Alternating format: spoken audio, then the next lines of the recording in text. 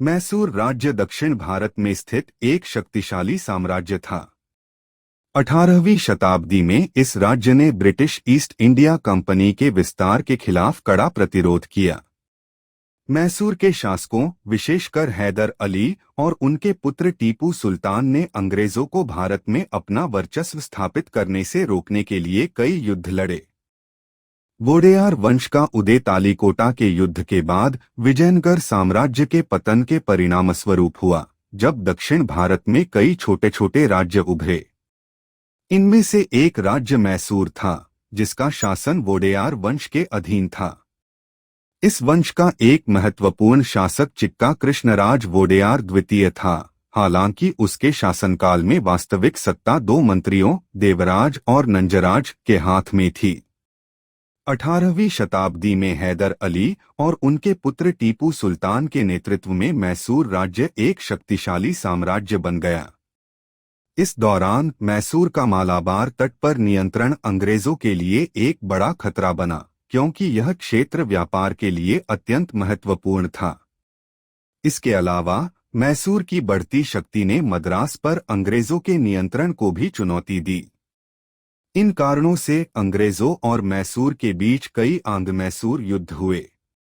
निष्कर्षतः वोडेयार वंश ने दक्षिण भारत में एक महत्वपूर्ण भूमिका निभाई और हैदर अली तथा टीपू सुल्तान के नेतृत्व में मैसूर ने अंग्रेजों को गंभीर चुनौती दी।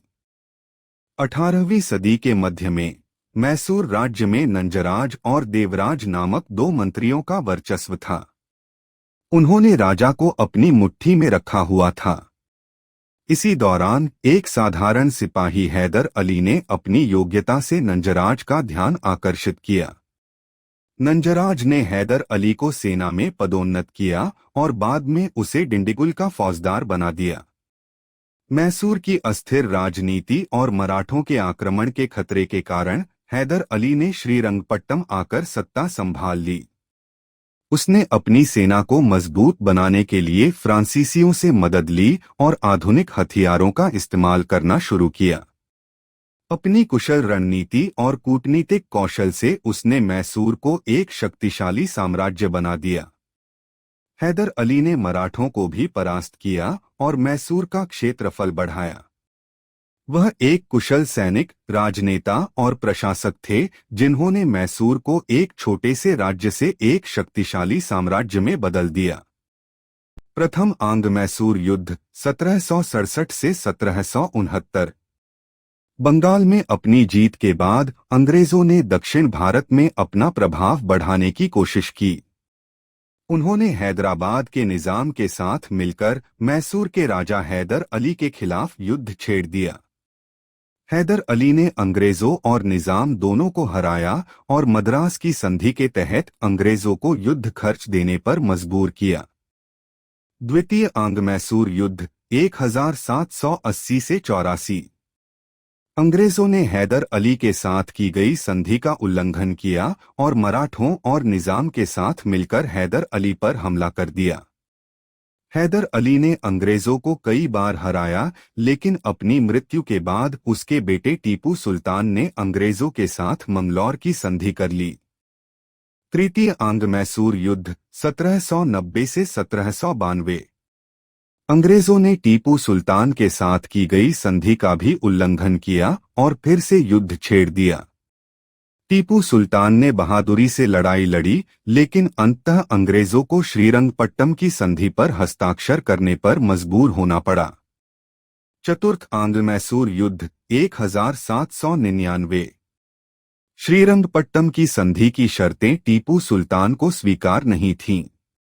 उसने अंग्रेजों के खिलाफ फिर से युद्ध छेड़ दिया, लेकिन इस बार वह हार गया और युद्ध में मारा गया। टीपू सुल्तान के पश्चात मैसूर। चतुर्थ आंग्ल-मैसूर युद्ध। टीपू सुल्तान के पश्चात मैसूर। चतुर्थ आंग्ल-मैसूर युद्ध के परिणामस्वरूप मैसूर राज्य का अस्तित्व समाप्त हो गया। अंग्रेजों ने टीपू सुल्तान के शासनकाल को समाप्त करते हुए मैसूर के इस्लामिक राज्य का अंत कर दिया। टीपू सुल्तान के परिवार के सदस्यों को पेंशन देकर वेल्लोर भेज दिया गया। मैसूर राज्य को अंग्रेजों और निजाम के बीच बांट दिया गया। अंग्रेजों को कोयंबटूर, कनारा और श्रीरंगपट्टम के कुछ भाग प्राप्त हुए। निजाम को गुटी, गुर्रमकोंडा और चित्तलदुर्ग के कुछ भाग प्राप्त हुए। मराठों के लिए सूंदा और हारपोनेल्ली का प्रस्ताव रखा गया था, परंतु उनकी अस्वीकृति के कारण इन जिलों को भी अंग्रेजों और निजाम ने आपस में बांट लिया। मैसूर राज्य के शेष भाग को एक हिंदू राजकुमार कृष्णराव के अधीन कर दिया गया। कृष्णराव के साथ एक सहायक संधि की गई, जिसके तहत उसे अंग्रेजों की सुरक्षा प्रदान की गई और बदले में उसे अंग्रेजों को एक निश्चित राशि देनी थी। इस प्रकार मैसूर एक अंग्रेजी संरक्षित राज्य बन गया। मैसूर के विरुद्ध सफलता के लिए अंग्रेज कमांडर विलेजली को मार्विवस मार्क्स की उपाधि से सम्मानित किया गया। इस युद्ध के बाद मैसूर पर फ्रांसीसी प्रभाव का भी अंत हो गया।